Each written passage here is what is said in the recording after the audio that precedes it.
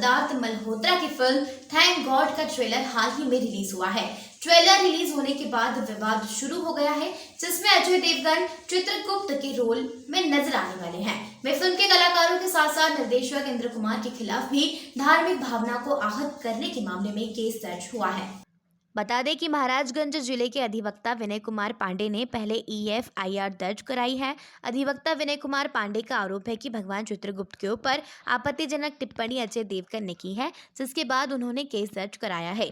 अधिवक्ता के मुताबिक श्वेता सोनी के जुडिशियल अदालत में विनय कुमार पांडे बनाम अजय देवगन वगैरह दाखिल किया गया है। धार्मिक भावनाओं को ठेस पहुंचाने को लेकर न्यायालय में परिवाद भी फाइल किया है। विनय पांडे ने कहा कि भगवान चित्रगुप्त लाखों लोगों के आराध्य देव हैं, जिसके लिए लोग व्रत रखते हैं। उनके ऊपर इस तरह की आपत्तिजनक टिप्पणी असहनीय है। जो बॉलीवुड की अपकमिंग मूवी है थैंक गॉड, इसके जो डायरेक्टर हैं इंद्र कुमार हैं। इन्होंने अपने फिल्म में जो एक्टर हैं अजय देवगन और सिद्धार्थ मल्होत्रा की कास्ट की है। देखिए, फिल्म से कोई आपत्ति नहीं है मुझे। जब मैंने इस फिल्म का प्रोमो सोशल मीडिया पे देखा, सुना और पढ़ा, तो मुझे एक चीज़ बहुत ही आपत्तिजनक लगी कि हिंदुओं के आराध्य देव भगवान चित्रगुप्त जी महाराज के खिलाफ इस फिल्म में अजय देवगन के द्वारा बहुत ही भौंडापन और आपत्तिजनक भाषा का प्रयोग किया गया है। जो चित्रगुप्त महाराज लाखों हिंदुओं के आराध्य देवता हैं, जिनके लोग उस आराध्य देवता के व्रत रहते हैं। दीपावली के एक दिन पहले उसी चित्रगुप्त महाराज जी की पूजा होती है। सबका एक विश्वास जुड़ा हुआ है। उस चित्रगुप्त महाराज जी के खिलाफ इस फिल्म में अजय देवगन एक्टर के द्वारा एक आपत्तिजनक टिप्पणी की गई है और अश्लील भाषा का प्रयोग करते हुए इस फिल्म में चित्रगुप्त जी महाराज के खिलाफ कई तरह के आपत्तिजनक शब्दों का प्रयोग किया गया है, जो यहाँ कहना समीचीन नहीं है। मैं एक सनातनी हिंदू हूँ। मुझे अपने धर्म पे कोई भी व्यक्ति अगर आक्षेप करता है या आघात पहुंचाता है तो मेरी इससे धार्मिक भावना आहत हुई है। मेरे अलावा मेरे लाखों करोड़ों हिंदू सनातनी भाइयों की भी धार्मिक भावनाओं पे आघात पहुंची है। इसी घटना को लेकर मैंने आज श्वेता सोनी जुडिशियल मजिस्ट्रेट की अदालत में एक कंप्लेंट विनय कुमार पांडे एडवोकेट बनाम अजय देवगन वगैरह दाखिल किया है। मैंने माननीय न्यायालय से यह मांग किया है कि मेरी हर्टिंग टू रिलीजियस सेंटीमेंट, मतलब मेरी धार्मिक भावनाओं पे आघात हुआ है। इस फिल्म के निर्माता निर्देशक इंद्र कुमार और साथ ही नायक जो इसमें एक्टर हैं, लीड कर रहे हैं अजय देवगन व सिद्धार्थ मल्होत्रा के द्वारा इस फिल्म में हमारे आराध्य देव चित्रगुप्त जी महाराज का मजाक उड़ाया गया है। उनके ऊपर आपत्तिजनक टिप्पणी की गई है, जिससे मेरी धार्मिक भावनाओं पर आघात को लेकर मैंने न्यायालय में परिवाद भी फाइल किया है। इसके एक दिन पहले मैंने इसी फिल्म के इन्हीं एक्टर और प्रोड्यूसर के खिलाफ मैं EFIR भी फाइल कराया था। मुझे आशा ही विश्वास है कि निकट भविष्य में ऐसे लोग इस तरह के कृत्यों को करने से बचेंगे और माननीय न्यायालय जरूर इस घटना का संज्ञान लेगा। बस्ती जिले में एक वीडियो सोशल मीडिया पर जमकर वायरल हो रहा है, जहां एक तरफ नेताजी के स्वागत में पूरे नगर पालिका बस्ती प्रशासन जुटा हुआ है, वहीं दूसरी तरफ पूरा बस्ती शहर पानी के जल जमाव से परेशान था। पानी में घुसकर लोग आते जाते नजर आ रहे हैं। अटल बिहारी वाजपेयी प्रेक्षागृह बस्ती में नगर पालिका बस्ती द्वारा टैंक लगाकर पानी को सुखाया जा रहा था, जिससे नेताजी के पैर में कीचड़ ना लगे। भारतीय जनता पार्टी के प्रदेश अध्यक्ष भूपेंद्र सिंह चौधरी प्रदेश अध्यक्ष बनने के बाद पहली बार बस्ती आए।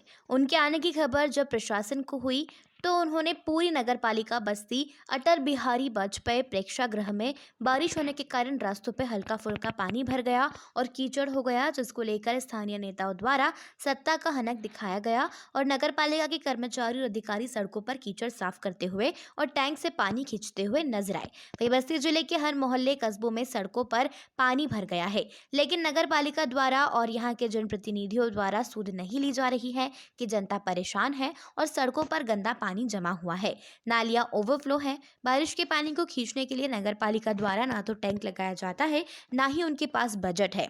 सत्ता पक्ष का कोई बड़ा नेता आता है तो नगर पालिका के कर्मचारी सड़कों पर कीचड़ तक नहीं दिखाता, साफ कर देते हैं। सबसे बड़ा सवाल उठ रहा है कि बजट कहां से आता है। नगर पालिका ने नेताजी के पैर में कीचड़ ना लगे, यह वीडियो सोशल मीडिया पर वायरल हो रहा है। वहीं दूसरी तरफ पूरे जिले के विकास की जहां योजनाएं बनती हैं, जिला पंचायत कार्यालय बस्ती जल जमाव की समस्या से दूर रहा है।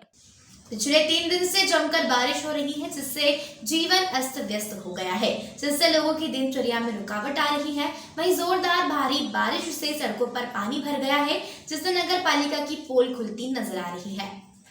स्कूल के बच्चों को बारिश के चलते छुट्टी दे दी गई है। वहीं बारिश को लेकर स्थानीय प्रशासन तैयारियां की बात करता है, लेकिन जमीनी हकीकत कुछ और ही है।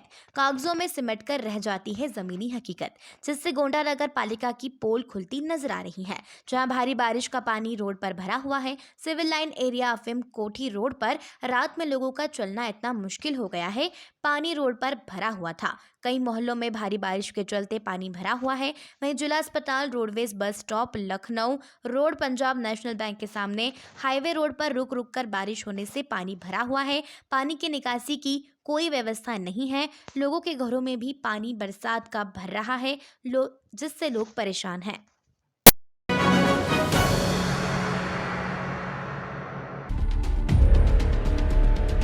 यूपी के कौशाम्बी जिले में महेवा घाट पुलिस को बड़ी सफलता हाथ लगी है।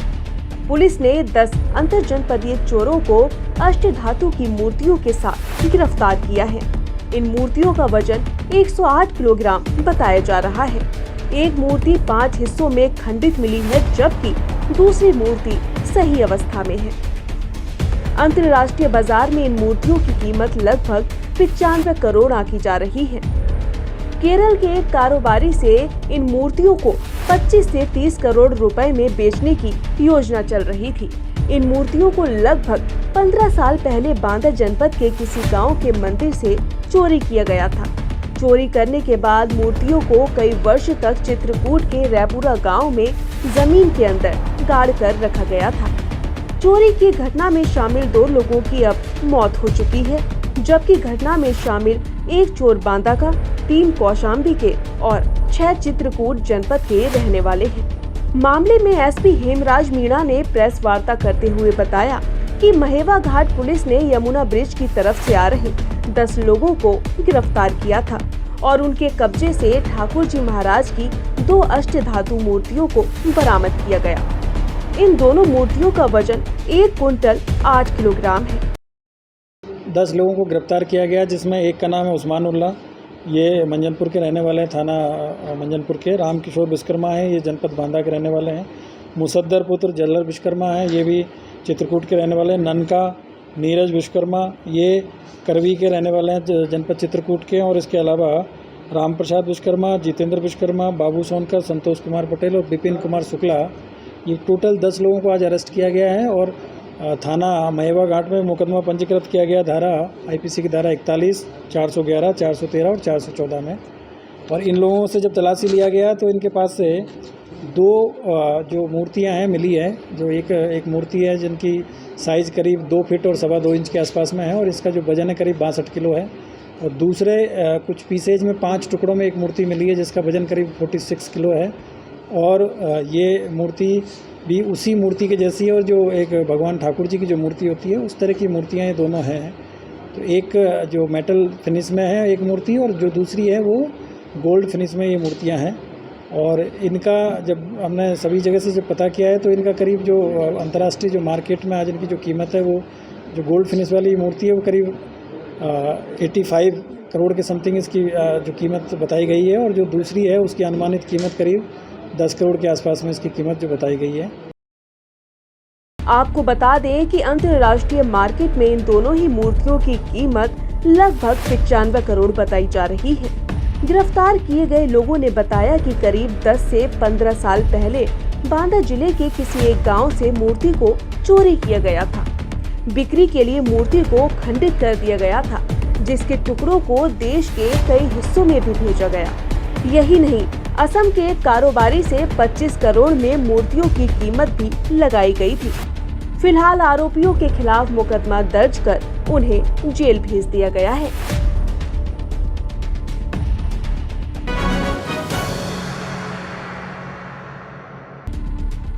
उत्तर उत्तर प्रदेश में योगी सरकार ने मदरसों के सर्वे कराने का निर्देश जारी किया है। प्रत्येक जनपद में टीम बनाकर सर्वे कराया जा रहा है। हालांकि सर्वे के दौरान तमाम मदरसा संचालकों द्वारा विरोध भी देखा जा रहा है। इन सबके बीच उत्तर प्रदेश मदरसा शिक्षा परिषद के चेयरमैन डॉक्टर इफ्तिकार अहमद जावेद ने सर्वे का विरोध करने वालों को करारा जवाब दिया है। बातचीत के दौरान उन्होंने कहा कि मुस्लिम समाज के लोगों से अपील करूंगा कि वो लोग किसी के बहकावे में न आए।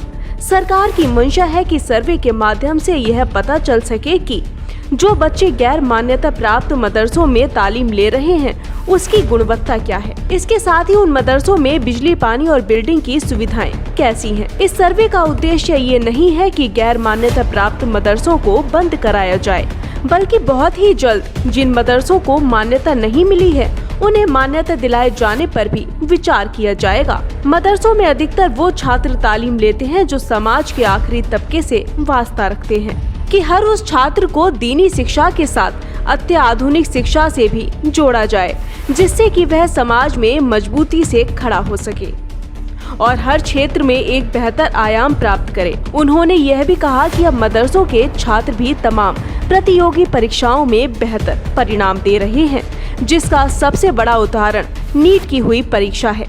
इस परीक्षा में कई मदरसों से वास्ता रखने वाले छात्रों ने उपलब्धि हासिल की है। इस दौरान उन्होंने यह भी कहा कि जो लोग मदरसों पर राजनीति कर रहे हैं उन राजनेताओं के बेटे विदेशों में अच्छी शिक्षा हासिल करते हैं और राजनीति करने वाले नेता चाहते हैं कि हमारे बच्चे अशिक्षित रहें, जिससे कि उनकी राजनीतिक रोटी सीख सके। देखिए, सर्वे एक सामान्य प्रक्रिया है। शिक्षा की गुणवत्ता को बढ़ाने के लिए, शिक्षा अंतिम व्यक्ति तक पहुंचे, सही बच्चे मुख्य धारा में आवे, इसके लिए सर्वे समय समय पे होते रहते हैं। बेसिक स्कूलों में होते हैं, कॉलेजों में होते हैं, यूनिवर्सिटीज में सर्वे होते रहते हैं। अभी मदरसों का सर्वे चल रहा है।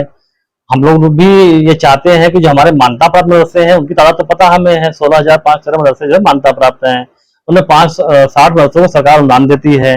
हम चाहते हैं कि ये पता चले कि हाँ, गैर मान्यता प्राप्त मदरसे कितने हैं, वो भी तालीम दे रहे हैं, शिक्षा काम कर रहे हैं, बेहतर काम कर रहे हैं, लेकिन उनकी तादाद मालूम हो, ताकि इस डिजिटल युग में यह मालूम हो सके एक ट्रांसपेरेंट तरीके से हमारे पोर्टल में सारी चीजें दर्ज हो। यहाँ ये इतने मदरसे जो है मान्यता प्राप्त हैं, इतने गैर मान्यता प्राप्त हैं। देखिए, जो लोग विरोध कर रहे हैं वो तो वही बताएंगे क्यों विरोध कर रहे हैं, क्योंकि सामान्य प्रक्रिया है। बड़े अच्छे ढंग से 11 क्वेश्चन उसमें बने हुए हैं और आराम से सर्वे भी हो रहा है। लोग बता दे रहे हैं, कुछ तो अपने से जाके बता दे रहे हैं कि हमारा ये रिकॉर्ड है, आप आके वेरीफाई भी कर लीजिएगा। इस तरफ चल रहा है। अब धर्मगुरु हैं या कुछ ऐसे लोग हैं, उनसे भी गुजारिश करूंगा कि शिक्षा की गुणवत्ता को बढ़ाने के लिए सरकार सर्वे करा रही है। हम सब चाहते हैं कि जो हमारे बोर्ड से जुड़े मदरसे बच्चे सिलेबस पढ़ रहे हैं वो गैर मान्यता प्राप्त भी पढ़े। बहुत सारे गैर मान्यता प्राप्त मदरसे ऐसे भी हैं जो हमारे बोर्ड से जुड़ना भी चाहते हैं, तो उनकी तादाद मालूम हो जाए, क्या संख्या है, उनका इंफ्रास्ट्रक्चर कैसा है, उनके यहाँ बिजली पानी की व्यवस्था है, कमरे कैसे हैं, उनके यहाँ कितनी तादाद बच्चों की है, कौन सा सिलेबस पढ़ा रहे हैं। इस तरह से एक सर्वे करके डेटा हमें मिलेगा। उन डेटा आने के बाद फिर उसको अपने साथ जोड़ेंगे उसको। फिर आपको बता दें कि उत्तर प्रदेश में कुल 16,506 मदरसे मान्यता प्राप्त हैं, जिनमें 560 मदरसों को सरकार की तरफ से अनुदान भी प्राप्त होता है। इसीलिए सरकार यह चाहती है कि सर्वे कराकर मदरसों का एग्जैक्ट आंकड़ा और उनके बारे में जानकारी जुटाई जाए, जिससे कि शिक्षा की गुणवत्ता में सुधार ला सके।